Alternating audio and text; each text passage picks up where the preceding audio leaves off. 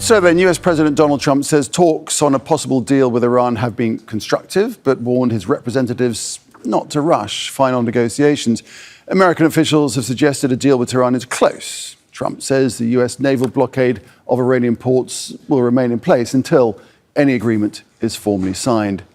US Secretary of State Marco Rubio says that Washington will give diplomacy every opportunity before considering other options.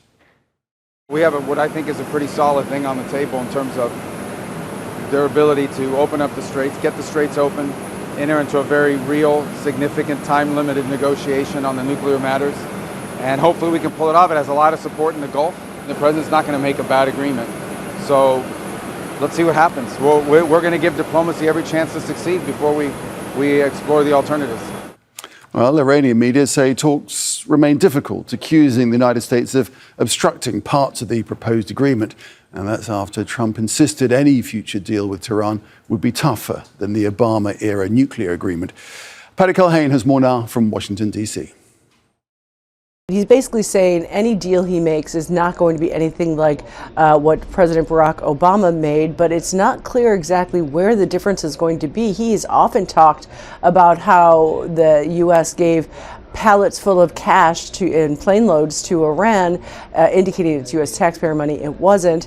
But we do believe that the Iranians are saying if they want to agree to anything, it's going to require unfreezing their assets overseas. So that's going to be a hard thing for the President Trump to sell as a victory other than what Barack Obama got. Now, he has been pushing to get the enriched uranium out of Iran. That would be different than anything that was in the JCPOA, which Donald Trump ripped up in his first term.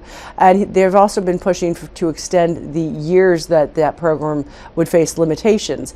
That said, the U.S. is going to likely have to give some concessions that the president doesn't want to Iran to get those straits reopened. And he is facing political pressure. How much so? Well, the Congress does have a way to stop this. It's called the War Powers Resolution. And Democrats have forced votes on this that would, in essence, tell the president the war in Iran ends now. Republicans have been able to kill every single attempt by Democrats to get that legislation passed. Just this past Thursday, there was supposed to be a vote, again pushed by Democrats. Republican leadership realized they didn't have the votes anymore to kill it, so instead they killed the vote. There are also Republican senators who are starting to join Democrats when it comes to War Powers Resolution. So the president is under pressure from the economy, from polls, from politicians, from the American people to get this done.